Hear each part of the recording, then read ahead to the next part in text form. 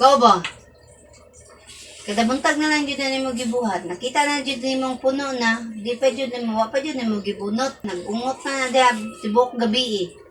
Tapos di pa dyan na mo bunoton. Ako pa dyan na mo pabunoton.